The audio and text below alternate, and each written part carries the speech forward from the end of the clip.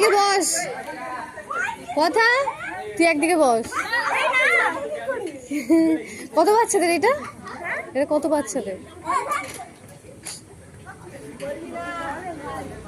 কত, 5 বছর? 5 বছর? তুই ওঠ।